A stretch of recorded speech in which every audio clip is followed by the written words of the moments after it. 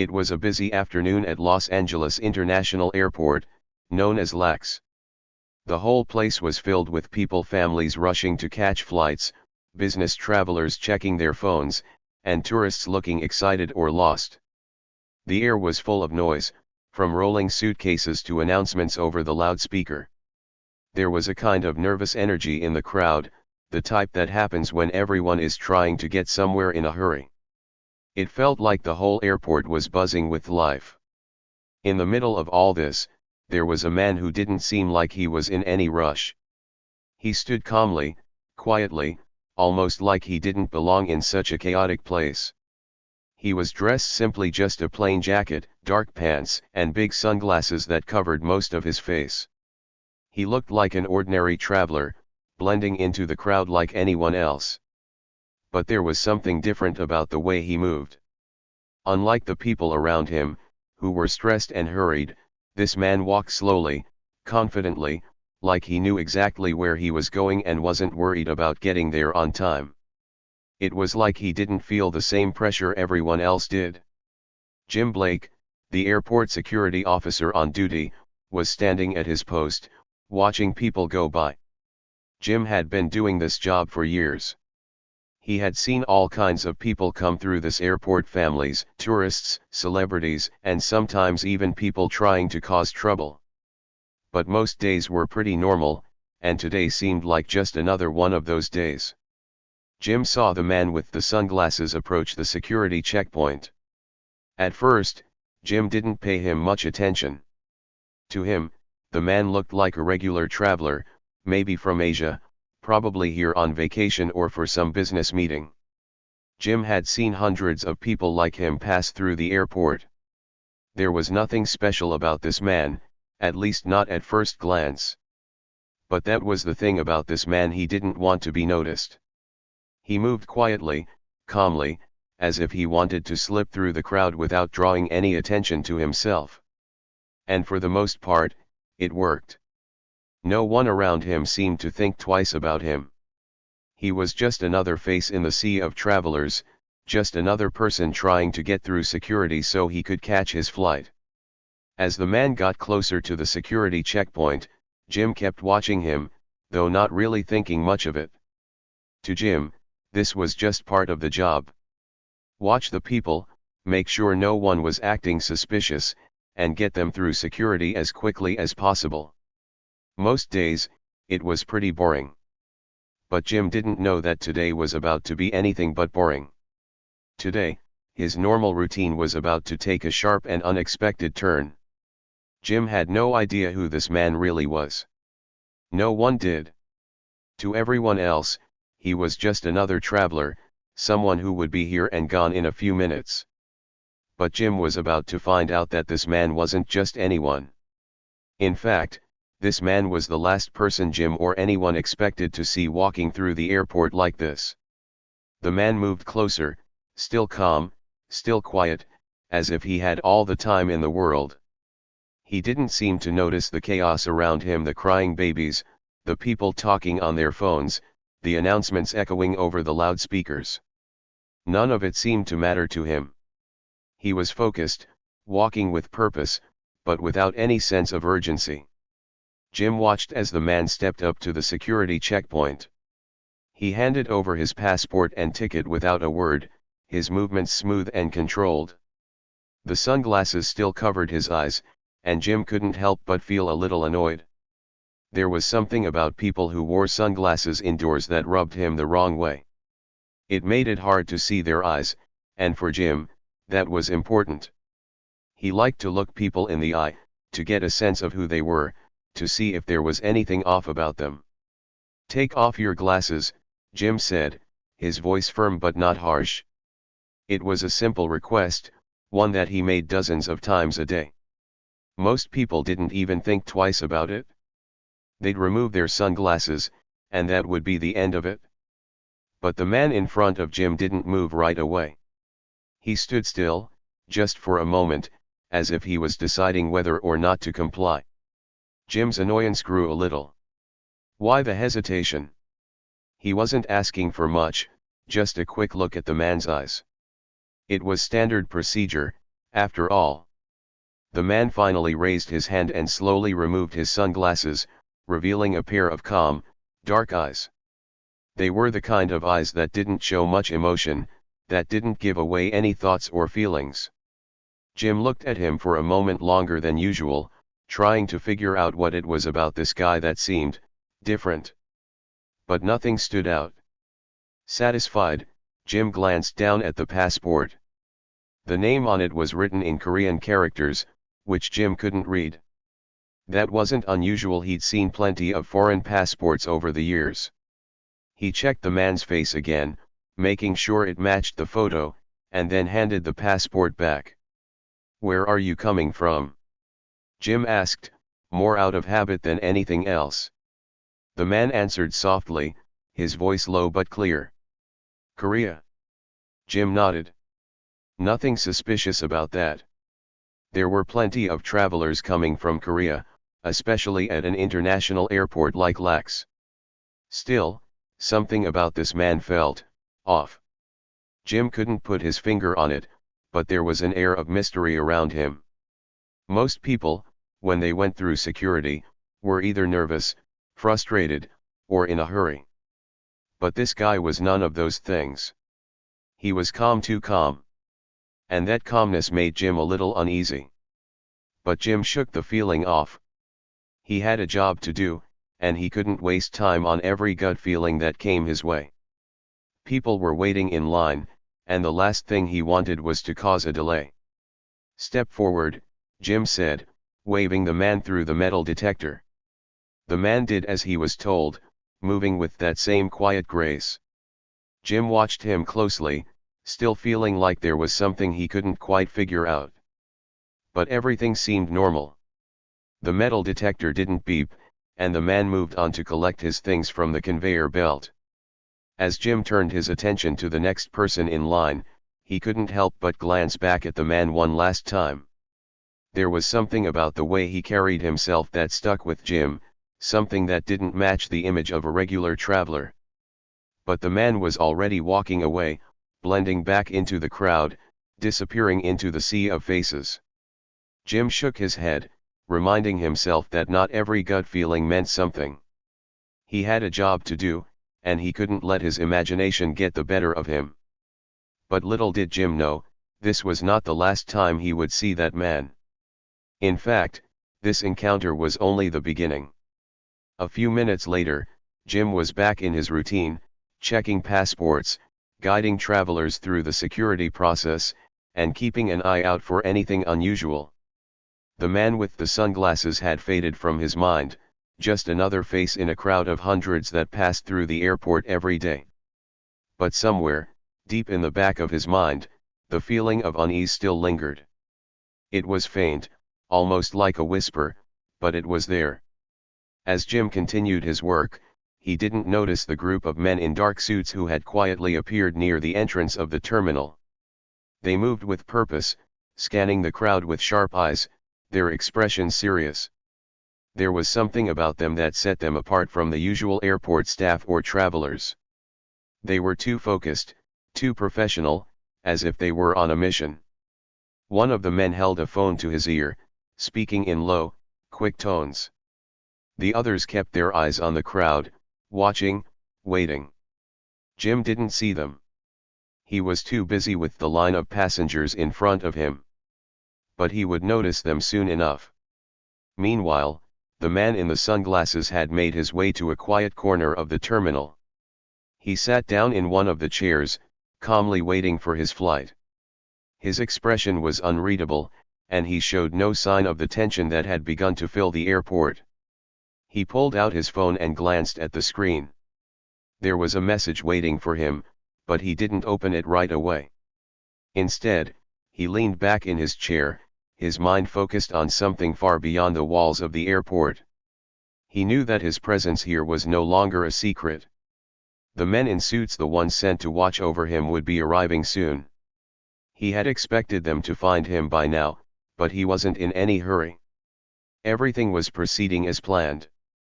The man took a deep breath and closed his eyes for a moment. He wasn't worried.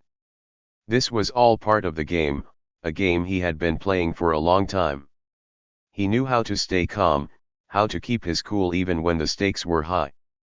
But the truth was, the stakes had never been higher. And soon, everyone would know just how high they were. Back at the security checkpoint, Jim had finally noticed the men in suits. They were hard to miss now that they were moving closer. Their serious expressions and sharp movements stood out against the usual chaos of the airport. Jim watched them for a moment, wondering who they were. They didn't look like regular passengers, and they certainly didn't look like airport staff. One of the men glanced in Jim's direction, but didn't stop. They were heading deeper into the terminal, moving with purpose. Jim felt that familiar unease creeping back into his chest. Something was going on, and it didn't feel right. He thought about the man with the sunglasses again, the one who had passed through his checkpoint just a few minutes earlier. Could these men be looking for him? Jim's gut told him they were, though he had no real reason to believe it. He thought about mentioning something to his supervisor, but before he could make a decision, the men in suits disappeared into the crowd, leaving Jim with more questions than answers. The man in the sunglasses was still sitting quietly, his phone resting in his hand, when the men in suits finally spotted him. They approached him slowly, cautiously, as if they were unsure of how to proceed. One of them, the leader of the group, stepped forward and spoke in a low voice. "Sir, we've been looking for you." The man didn't react right away. He simply opened his eyes and looked up at the group, his expression calm. He didn't seem surprised to see them. "I know," he said softly, his voice barely above a whisper. "You're late." The leader of the group nodded, as if he had expected this response. He motioned for the others to stand back, giving the man in the sunglasses some space. "We need to leave now," the leader said. "It's not safe here." The man in the sunglasses smiled faintly, but there was no warmth in the smile. It was a smile that didn't reach his eyes. "It's never safe," he said quietly. "Not for people like me." With that, he stood up, slipping his phone into his pocket. The men in suits moved to surround him, forming a protective circle as they began to walk toward the exit. As they moved through the terminal, the crowds parted around them, people instinctively stepping aside without even realizing why. There was something about the way the group moved that commanded attention, though most people wouldn't be able to explain what it was. They were almost at the exit when something happened that none of them had expected. Something that would change the course of the day and their lives forever. Jim was still watching the terminal, his eyes following the group of men in suits as they moved toward the exit. He couldn't shake the feeling that something wasn't right. He didn't know what it was, but his instincts were telling him to keep watching. And then, out of nowhere, everything changed. A loud commotion erupted from the other side of the terminal. Jim turned his head just in time to see a man sprinting toward the group of suits, his face twisted in anger. He was shouting something, but Jim couldn't make out the words over the noise of the crowd. The men in suits reacted immediately, moving to shield the man in the sunglasses. But it was too late. The angry man reached them, his fists swinging wildly. One of the men in suits tried to block him, but the attacker was too fast. In the chaos, Jim saw the attacker's hand flash, and suddenly, one of the suits was on the ground, clutching his side. Jim's heart raced as he realized what had just happened. The attacker had a weapon, a knife. And now, the situation had gone from bad to worse. The terminal erupted into chaos as people began to scream and run in every direction. Security alarms blared, and within seconds, Jim saw airport police rushing toward the scene. The man in the sunglasses remained calm, even as the situation around him spiraled out of control. One of the men in suits grabbed him by the arm, pulling him toward the exit. "Stay with me," the bodyguard said urgently. "We need to get you out of here." But the man in the sunglasses didn't move. He stood still, his eyes fixed on the attacker, who was now being restrained by airport police. There was something cold in his gaze, something that sent a chill down Jim's spine. The man in the sunglasses finally spoke, his voice low and steady. "Let him go." The line at the checkpoint snaked back as far as the eye could see. People stood in clusters, clutching their bags, checking their phones, or tapping their feet in frustration. It was one of those days where everything seemed to move slower, and the atmosphere was thick with impatience. Jim, the veteran security officer who had seen it all, stood at the front of the line, scanning the crowd. He'd been working at this airport for over a decade, and by now, he could spot trouble from a mile away. Today, he wasn't in the best mood. Maybe it was the endless stream of complaints from passengers about delayed flights, or perhaps it was the nagging headache that had been bothering him since the morning. Whatever it was, Jim wasn't feeling as patient as usual. He'd already dealt with a couple of pushy travelers who tried to cut the line, and he wasn't in the mood for any more nonsense. As the line inched forward, a man caught Jim's eye. He didn't look like much average height, average build, wearing a plain jacket and dark sunglasses that covered half of his face. The man walked slowly, almost too casually, as if he wasn't in any rush. Jim noticed how calm he seemed compared to the other passengers, who were either irritated by the wait or nervously checking their boarding passes. Something about this guy's calm demeanor didn't sit right with Jim. When the man finally reached the front of the line, he handed over his passport with a slight bow, a gesture Jim had seen before from many international travelers. But this guy wasn't making eye contact, and Jim didn't like that. The man's face was still mostly hidden behind his dark shades, and Jim felt a surge of irritation rise in his chest. "Take off the glasses, buddy." "I need to see your eyes," Jim said, his tone sharp. The man hesitated for just a second, and that brief pause was all it took to raise Jim's suspicion. Why was he hesitating? Most people took off their sunglasses right away when asked. Jim felt his annoyance building. He didn't have time for someone who was going to play games or make his job harder. "I said, take 'em off," Jim barked, stepping forward, his voice louder this time. The man's hand moved slowly, almost too slowly, as he reached up and pulled off the sunglasses. Behind the dark lenses were a pair of calm, dark eyes that gave nothing away. There was no fear, no frustration, just an unsettling calm that made Jim feel uneasy. Most people showed some kind of emotion when they were confronted by airport security, even if it was just nervousness or impatience. But this guy? Nothing. Jim narrowed his eyes, trying to read the man's face. There was something off about him, but Jim couldn't quite put his finger on it. The man's calmness almost felt like a challenge, like he was daring Jim to do something, but without actually saying a word. It made Jim feel a strange mix of anger and suspicion. "What's your business here?" Jim asked, his voice still sharp, trying to provoke some kind of reaction from the man. The man responded in a low voice, almost too soft for Jim to hear. "Just catching a flight." Jim stared at him for a moment longer, feeling the tension in the air between them. Something about this guy didn't add up, but Jim couldn't figure out what it was. He felt his fingers twitch, the urge to assert his authority growing stronger. He had seen plenty of people who acted strange at the airport, but most of them were just nervous travelers. This guy, though, wasn't nervous. He was too calm, too collected. And that made Jim uneasy. "You got any other ID?" Jim asked, trying to buy himself some time to figure out what exactly was bothering him about this man. The man nodded slowly and reached into his jacket pocket. For a split second, Jim's hand hovered near his belt, ready to reach for his radio or call for backup if needed. He didn't know why, but something in the back of his mind was telling him to be careful. But the man simply pulled out a second form of identification and handed it over without a word. Jim glanced at the ID, then back at the man.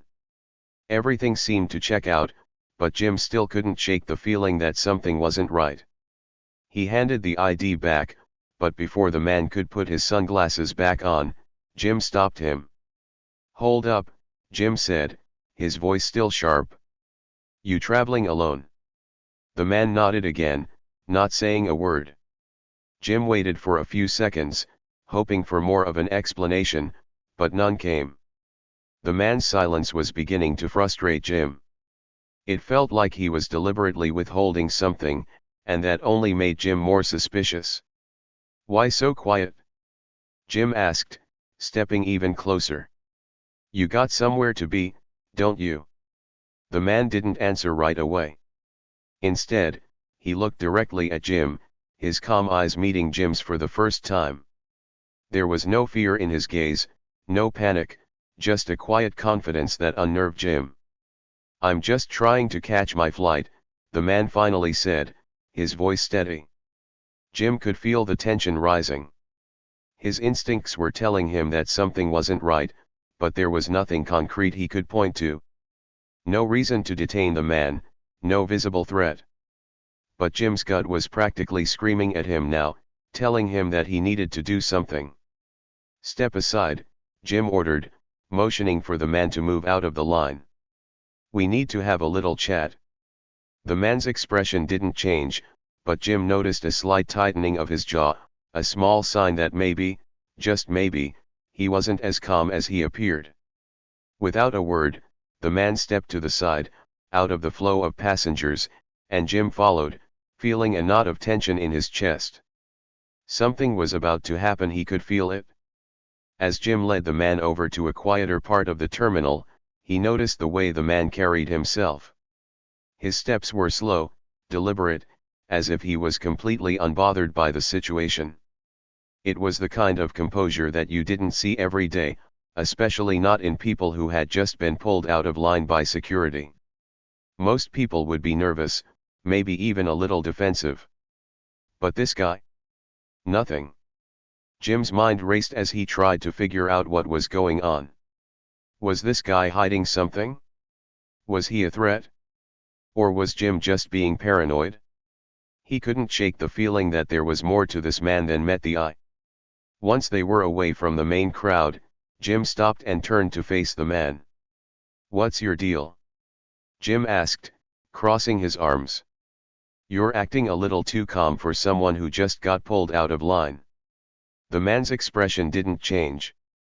He simply looked at Jim and said, "I'm not in a hurry." Jim raised an eyebrow. "Not in a hurry? Everyone's in a hurry at the airport. What are you really doing here?" For the first time, the man showed a hint of emotion. A small, almost imperceptible smile tugged at the corner of his mouth, but it was gone as quickly as it appeared. "I'm exactly where I need to be," the man said, his voice low and controlled. Jim felt his frustration growing. This guy was being too vague, too cryptic. He was playing games, and Jim didn't like it. He was about to press the man further when something caught his eye: a group of men in dark suits walking quickly through the terminal, their eyes scanning the crowd. At first, Jim didn't think much of it. He'd seen plenty of business people rushing through the airport before. But something about the way these men moved set off alarm bells in Jim's head. They weren't just walking, they were on a mission. And they were heading straight for him and the man. Jim's heart rate quickened. Was this guy involved in something bigger than he realized? Was he about to stumble into something way above his pay grade? The men in suits got closer, and Jim could see the tension in their faces. They weren't just business people, they were something else. Government agents, maybe. Whatever they were, they didn't look like they were here for a casual conversation. The man in front of Jim seemed to notice them too, but he didn't react. He stood perfectly still, his calm demeanor unchanged. Jim felt a wave of uncertainty wash over him. What had he gotten himself into? Before Jim could say anything, the men in suits reached them. The leader, a tall man with sharp features, stepped forward, his eyes locked on the man Jim had just pulled out of line. "We need to speak with him," the leader said, his voice cold and professional. Jim hesitated, glancing between the man and the group of suits. "What's going on here?" The leader didn't answer. He simply pulled out a badge, flashing it quickly before tucking it back into his jacket. Jim barely had time to register what he saw before the leader spoke again. "This is a matter of national security," the leader said, his tone leaving no room for argument. "Step aside." Jim's mind raced. National security? What was this guy mixed up in? He wanted to ask more questions, to figure out what was really going on, but the look in the leader's eyes told him that now was not the time. The quiet hum of the airport was broken by the sound of footsteps and the low chatter of passengers, each person lost in their own world, trying to get from one gate to the next. It was supposed to be just another routine day at LAX. The terminal was filled with the usual mixture of tired travelers, some anxious, some carefree, and a few still adjusting to the jet lag from long-haul flights. Security was just another part of the routine for them. The line at the checkpoint, as usual, stretched long, and people waited with the patience that only airport passengers seemed to have. Jim stood near the front of the line, performing his duties as a security officer with the kind of tired efficiency that came with years of experience. He had seen it all: disgruntled travelers, those who tried to skip the line, and others who were just plain rude. Today was no different. He'd already had a few minor incidents with impatient passengers, but nothing that stood out. It was just another day at the airport, or so he thought. When the man in the dark sunglasses approached, Jim barely gave him a second glance. He was just another passenger. The man's unassuming appearance, with his plain jacket and steady demeanor, didn't immediately raise any alarms. Jim barely noticed when the man handed over his passport and gave a small bow, his face still hidden behind the glasses. Jim's eyes flicked to the passport as he took it from the man's hands, his mind already moving ahead to the next task. But something about the way the man stood there, calm and patient, triggered a slight annoyance in Jim. It was the lack of urgency, the complete absence of the usual nervous energy that passengers often carried. "Take off the glasses," Jim said curtly, already feeling the familiar authority of his position settle over him. It was a simple request, one that most passengers had no problem complying with. But the man didn't immediately react. For a brief second, Jim noticed a pause just long enough to catch the slight narrowing of his eyes. It was enough to stoke a growing frustration in Jim. He didn't like being kept waiting, and he certainly didn't like being ignored. "Hey! I said take them off!" Jim barked, stepping forward. His voice carried the weight of authority, and he expected immediate compliance. The man hesitated again, just for a moment, and that pause was enough to make Jim's nerves snap. What was the man trying to prove? Was he trying to intimidate him, or was he just being difficult for the sake of it? Jim's patience, already thin, was beginning to fray at the edges. He couldn't understand why the man wasn't complying like everyone else. The man finally reached up and slowly removed his sunglasses. Jim felt a rush of satisfaction as the man finally followed his command. But when their eyes met, something about the look in the man's gaze stopped him cold. The eyes were calm, too calm. There was no fear, no discomfort, just an almost eerie steadiness that sent a chill down Jim's spine. The man's face didn't reveal much. His features were unremarkable, ordinary even. Yet, something in those eyes seemed to tell Jim that there was more to this man than met the eye. But Jim quickly brushed the feeling aside. He was the one in control here, and the man was just another passenger, one who had to follow the rules. "Where are you from?" Jim asked, not really looking at the passport anymore. He was just going through the motions. The man responded quietly, his voice barely audible over the noise of the terminal. "Korea." Jim snorted, his mind quickly jumping to conclusions. "Well, you better start following orders if you don't want trouble here," Jim said, flipping through the passport with a bit more force than necessary. "You think you can just walk around like you own the place?" The man didn't respond to the jab. He just stood there, still, his expression unreadable. Jim didn't like it. He didn't like how quiet the man was. Didn't like how he was acting as though he didn't care at all about Jim's authority. Jim, feeling his pride prickle, took a step closer. The man didn't budge. The tension between them thickened. Jim's fingers twitched instinctively, hovering near the holster at his belt. It was a reflex, a built-in response to the sense that something wasn't quite right. I said, "Move." Jim snapped, his voice carrying an edge of irritation. Still, the man didn't respond. He didn't make a sound or move an inch. He simply stood there, like a statue.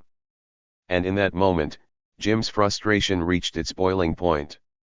Everything about the man seemed to challenge him, from the quiet calm in his eyes to the way he stood, almost daring Jim to do something about it.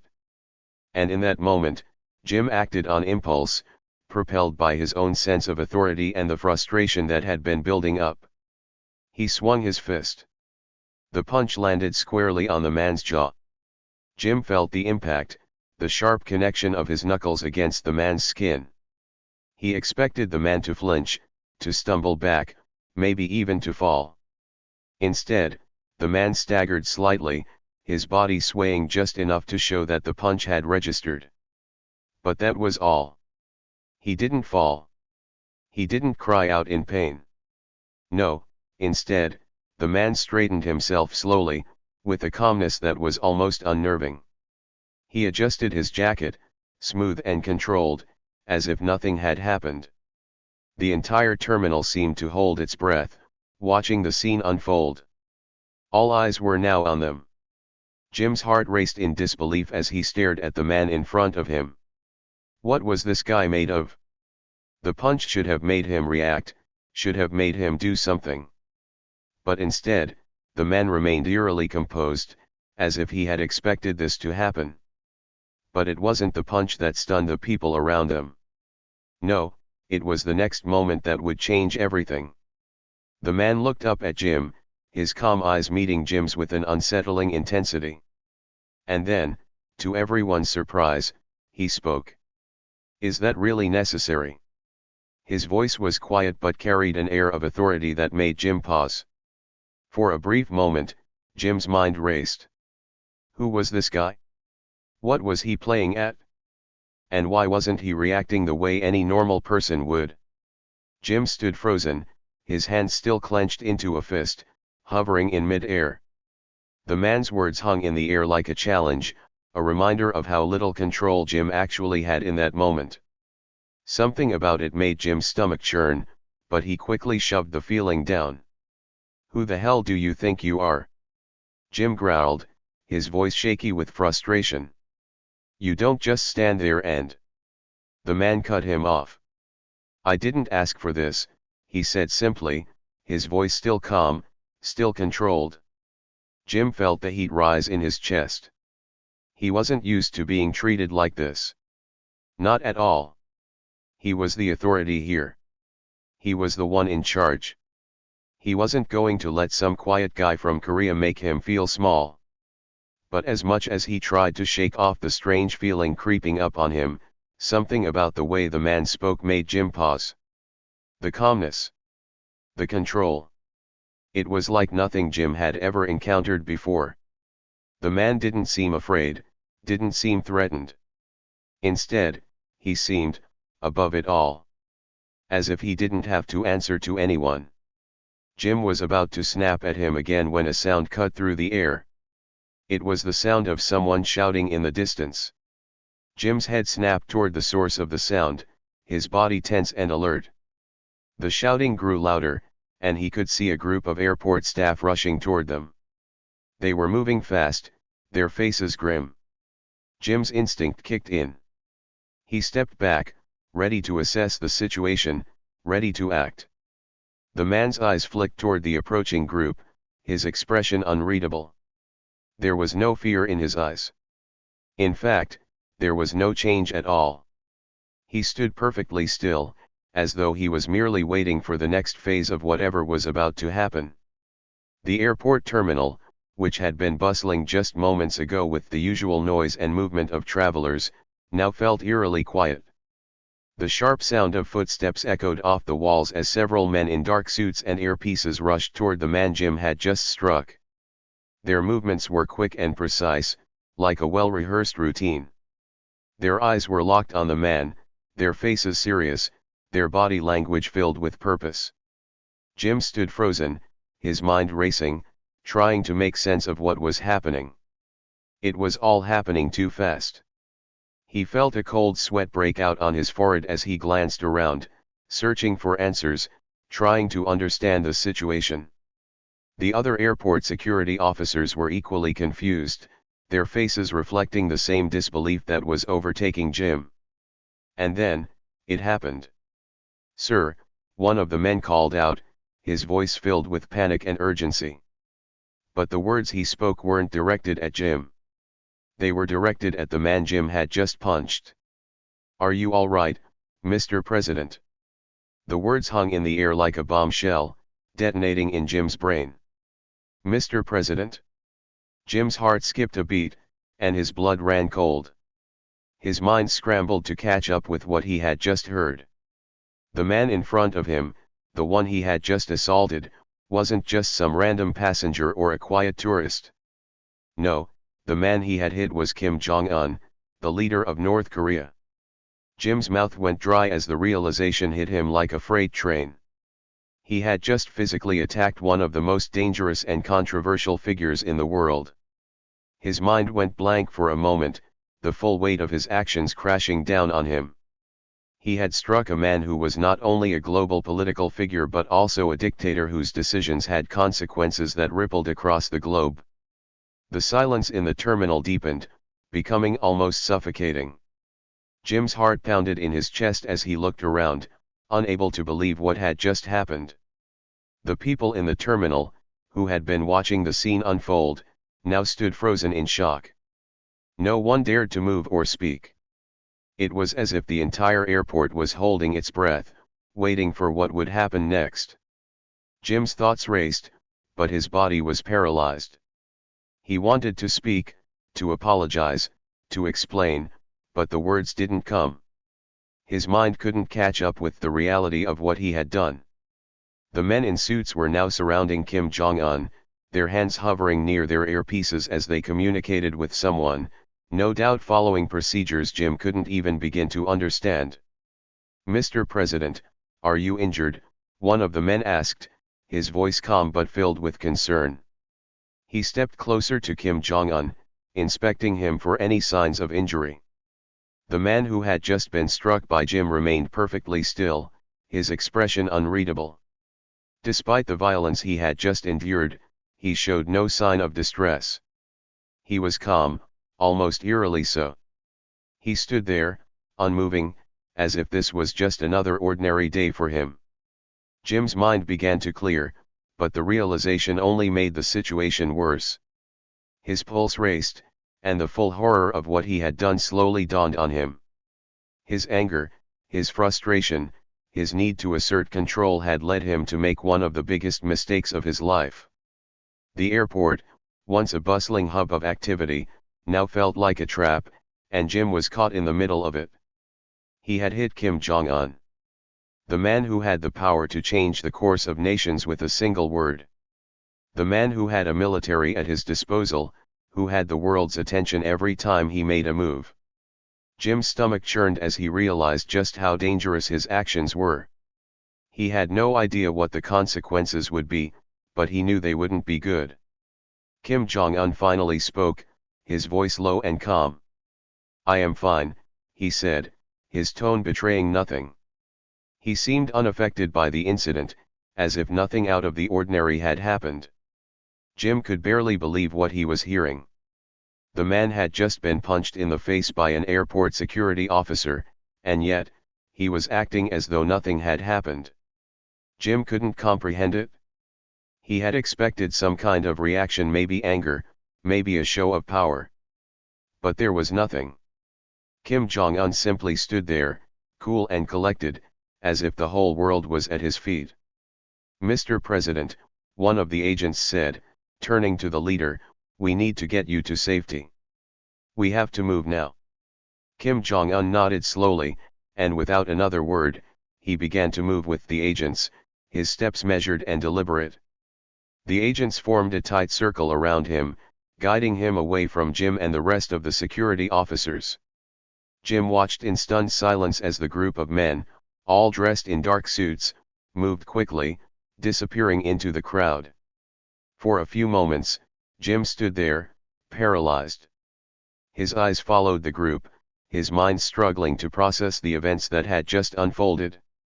His breath came in shallow gasps, and his hands trembled at his sides. The terminal, which had been filled with people moments ago, now felt deserted. Everyone seemed to have disappeared, leaving Jim standing in the middle of the chaos he had just created. The weight of the situation hit him like a ton of bricks. He had just assaulted one of the most powerful men in the world. What would happen now? Would he be arrested? Would there be a political fallout? Jim couldn't begin to imagine what kind of repercussions his actions would have. He had no way of knowing how far-reaching this incident would become. As the seconds ticked by, Jim finally gathered his bearings. He turned to the other security officers, who were still standing in shock. They looked at him with wide eyes, as if they were waiting for him to explain what had just happened. Jim opened his mouth to speak, but no words came out. There was nothing to say. Nothing could change the fact that he had just made a monumental mistake. The agents who had surrounded Kim Jong-un were now leading him toward a secure exit. They moved with precision, their faces grim, their eyes scanning the area for any potential threats.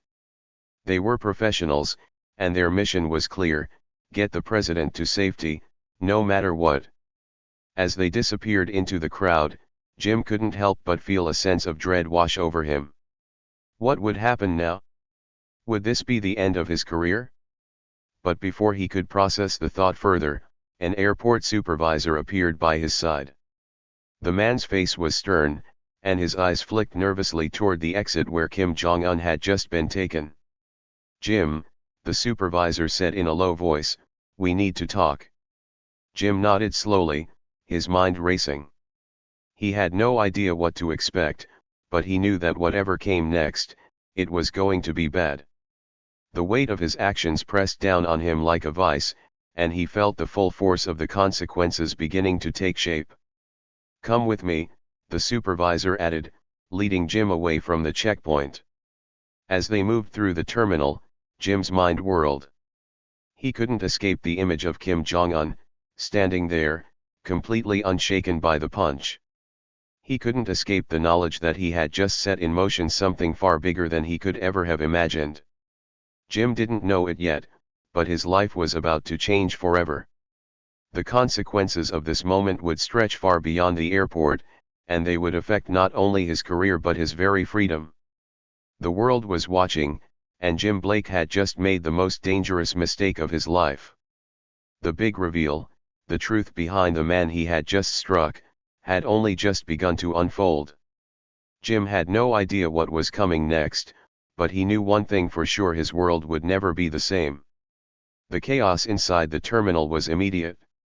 The suited men quickly closed in around Kim Jong-un, their movements practiced and fast. It was like a well-rehearsed choreography that no one could have predicted. Jim stood there, still unable to process what had just happened. His body felt heavy, as though the weight of his actions was slowly pressing down on him, making it harder to breathe. Kim Jong-un, the man who had just been assaulted, was being escorted away with the utmost care. The agents moved with speed and precision, guiding him through the crowd and toward a secure area. Kim didn't flinch or react in any noticeable way. He was calm, too calm. There was no anger in his expression, no sign of any pain from the punch. His face remained passive, as if the incident had been nothing more than a minor inconvenience. Jim's heart was racing. The look Kim had given him before he was led away was still fresh in his mind. It wasn't one of anger. It wasn't even one of confusion. No, it was worse than that. It was indifference. The man didn't care about what had just happened. To him, Jim wasn't even worth the energy to be angry. Jim's stomach churned as he realized how small he seemed in the face of such power. He had done something that had global consequences, and yet, to the man he had just struck, he was nothing. Jim was snapped back to reality by the noise and movement around him. Airport authorities were rushing in, trying to control the situation, but it was clear that things were out of their hands. The chaos that had erupted in the terminal was unlike anything Jim had ever experienced. He had seen fights, altercations, and disputes, but nothing like this. This was different. This wasn't just another angry passenger, this was the leader of a nation, a figure who was not only powerful but also feared. And Jim had just laid his hands on him. His mind was reeling, but his body remained frozen, rooted to the spot. People were still staring at him, and he could feel the weight of their eyes. Some were whispering, others were taking out their phones. The situation had escalated so quickly, and Jim had no idea how to get out of it. He wanted to speak, to apologize, to explain, but there were no words that could fix what he had just done. No apology could undo the damage he had caused. It wasn't long before the authorities arrived. A supervisor, a man Jim had worked with for years, appeared at his side. The man's face was grim, his eyes filled with a mix of disbelief and concern. "Jim," the supervisor said, his voice low, "we need to get you out of here. Now." Jim nodded numbly, his mind still struggling to process the enormity of the situation. His supervisor led him away from the checkpoint, guiding him through the now hushed terminal. The people around them were still murmuring, still processing what had just happened. Jim could hear snippets of conversation as they passed. "Did you see that? He hit Jong. That cop just attacked him. What's going to happen now? I can't believe it. This is going to be huge." The whispers only added to the overwhelming feeling of dread that had taken root in Jim's chest. He could feel the eyes on him, even though he wasn't looking. Everyone in that terminal knew who he was now, and there was no escaping it. Once they reached a small office in a back corner of the airport, Jim was told to sit. His supervisor closed the door behind them and immediately turned to him, his face serious. "Jim, this is bad," the supervisor said, his voice tight. "You don't know what you've done. This is going to be an international incident." Jim could only nod, his mouth dry, his throat tight. He didn't need his supervisor to tell him that. He knew. He had made a mistake, a monumental mistake, and he had no idea how to fix it. He had acted out of anger, out of frustration, but now the world was watching, and he was at the center of a storm he couldn't control. "You're suspended," the supervisor continued. "Your badge, your gun, both of them are gone for now. We need to figure out what happened here, but right now, all I know is that this is bigger than anything we've ever dealt with." Jim didn't argue. He didn't have the energy to. He was too numb, too overwhelmed to even form words. His life, as he knew it, was slipping away, and there was nothing he could do to stop it. Within hours, the story was everywhere. News stations across the country were running the headline, "American cop assaults North Korean leader at Lax." Jim's face was plastered across screens, his name being repeated by every commentator. His actions were being dissected from every angle. The news networks didn't hold back, they covered every detail, every moment, every possible angle of the incident.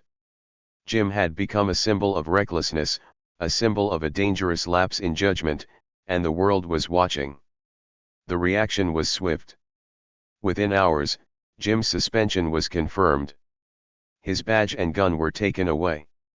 He was placed under investigation, and the police department he worked for was forced to distance itself from him. The higher UPS were scrambling to handle the fallout, but there was no denying the gravity of what had happened. The diplomatic ramifications were immediate. The North Korean government issued a statement, condemning the assault and calling for swift action. The US government was under pressure to respond, and tensions between the two countries already fragile were now at an all-time high. The media was abuzz with speculation about what would happen next. Would Jim be arrested? Would there be sanctions? Would this spark a new international crisis?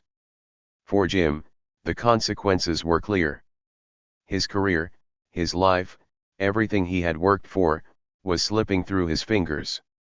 He had always known that being a police officer could be dangerous. He had seen his share of violence, of angry confrontations. But he had never imagined that one moment of frustration, one moment of weakness, could destroy everything. He had no idea how to move forward, how to salvage any part of his life. As the days passed, the weight of the situation only grew. His lawyer advised him to stay silent, not to make any statements to the media. His friends and family, meanwhile, were left in shock. No one had seen this coming. Jim had always been a reliable, steady presence in their lives. He had always followed the rules. But now, he was the center of a global storm. And there was no telling how it would end. But the consequences for Jim went beyond just losing his job and reputation. He had no idea what would happen next. Would he face charges? Would he be extradited? Would he be made an example of? The uncertainty of it all gnawed at him. The indifference he had seen in Kim Jong-un's eyes haunted him, but it was the weight of the global reaction that truly kept Jim awake at night. He had become a pawn in a game much larger than himself. While Jim's life was falling apart, the rest of the world continued to move on. The media coverage of the incident was relentless. Experts and analysts from all over the world weighed in, offering their opinions on what the fallout would be. Some said that Jim's actions could escalate tensions between the United States and North Korea, while others argued that it was a one-time incident that would soon be forgotten. But the reality was that no one knew how this would end. And as Jim sat in his small apartment, watching the news, the full weight of what he had done settled on him. He had been impulsive, reckless, and now he was facing the consequences. There was no escaping the fact that he had made a mistake that could change the course of his life forever. As the weeks passed, the investigation into Jim's actions continued. The media circus showed no signs of slowing down, and the pressure on Jim to explain himself only grew. But despite the mounting pressure, Jim could find no way to make sense of what had happened. His actions had been a moment of weakness, and now he was paying the price. And there was no turning back. For Jim, justice had been served. The consequences had been swift and severe, and there was no way to undo the damage that had been done. The world had reacted, and Jim had been left to pick up the pieces of his shattered life.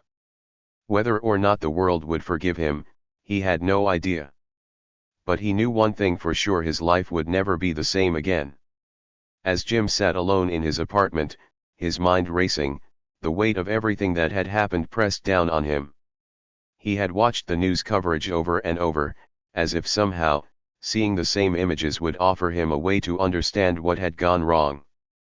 But no matter how many times he replayed the events in his mind, the truth remained the same. He had made a decision, one small choice that had changed everything. He had acted on impulse, on frustration, on anger. He had judged a man by his appearance, by his actions, and had assumed things that were never true. The worst part was that in doing so, he had destroyed his life. The badge he had worked for, the respect he had earned, and the career he had built, all of it was gone in the blink of an eye. He thought about the look in Kim Jong-un's eyes, that cold, indifferent stare. It hadn't been filled with anger or resentment, as Jim had expected. No, it was something worse. It was indifference. In that moment, Jim realized that Kim didn't care about the punch.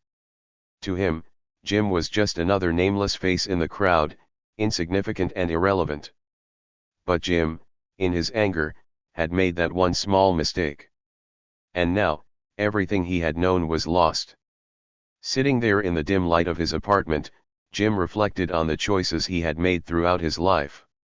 He thought about the times he had been impulsive, the moments when he had let his emotions drive him instead of thinking things through. He had always prided himself on being someone who could make quick decisions, someone who could act in the heat of the moment.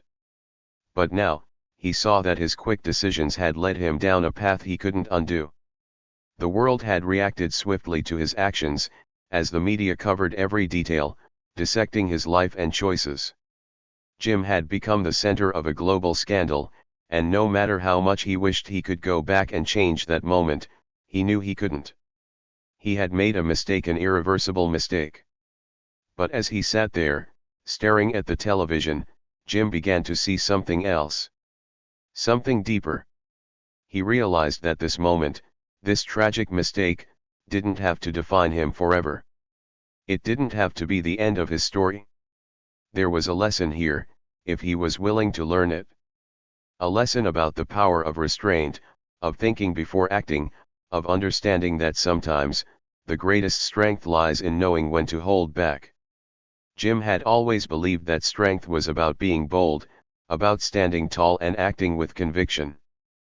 But now, he saw that true strength was far more subtle. It wasn't about throwing a punch or making a big scene. It was about having the patience and wisdom to choose the right path, even when it wasn't the easiest one. It was about recognizing that sometimes, the quietest person in the room, the one you underestimate, might be the most powerful of all. He thought about the way he had treated the man at the airport. He had been so quick to judge, to make assumptions based on nothing but appearances.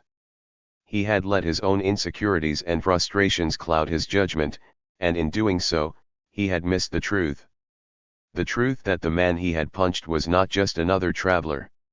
He was a leader, a powerful figure who commanded respect. And Jim had learned that lesson the hard way. But it was a lesson he would never forget. As the hours passed and the days went by, Jim began to reflect more deeply on his life. He had always thought that he was in control, that he could handle any situation that came his way. But now, he understood that control was an illusion. Life had a way of throwing curveballs, of testing you when you least expected it. And sometimes, you had to learn the hard way. He thought about the people who had supported him throughout his career. His friends, his family, his colleagues. They had all believed in him, trusted him. And now, he had let them down. He had let everyone down. But Jim realized something important. It wasn't too late to make things right. It wasn't too late to change, to learn from his mistakes, and to become a better person. The weight of his actions still hung heavy on him, but Jim knew that he could start over. He had to. He had to find a way to rebuild his life, to rebuild the trust he had lost. But more than that, he had to learn how to be better. How to think before acting. How to show restraint when every instinct was telling him to lash out. He had to learn that true power wasn't about showing force. It was about showing wisdom and understanding. The road ahead wouldn't be easy. Jim knew that. He would have to face the consequences of his actions, and he would have to work hard to earn back the respect he had lost. But he also knew that he couldn't give up. He couldn't let this one mistake define him. He had to keep moving forward, even if it was one small step at a time. Jim thought back to the day at the airport, to the moment when everything had changed. He had acted in haste, and now he was paying the price. But he had learned a valuable lesson. He had learned that sometimes, the greatest power comes from knowing when to be quiet, when to listen, and when to hold back. In that moment of silence, when he had seen Kim Jong-un's indifference, Jim had realized something important. The world was full of people who were far more powerful than he was. But the true strength came not from their ability to command attention, but from their ability to remain calm, to remain in control, and to never let their emotions dictate their actions. Jim had learned the hard way. But in that lesson, there was hope. There was a chance for redemption. A chance to rebuild. A chance to become the kind of person he had always wanted to be. Someone who could stand tall, not because of his actions, but because of his ability to make the right decisions. Someone who could show strength, not by striking out, but by remaining calm, composed, and wise. And in that moment, Jim knew that he could change. He could become a better person. He could learn from his mistakes and move forward with a new understanding of the world and his place in it. It wouldn't be easy. But nothing worth having ever was. And so, Jim sat there, reflecting on the past, but with his eyes focused on the future. A future where he could redeem himself, where he could rebuild his life, and where he could prove to the world that a single moment, no matter how destructive, didn't have to define who he was. The road ahead would be long, but Jim was ready to face it. Because sometimes, the greatest strength comes not from what you do, but from what you choose not to do.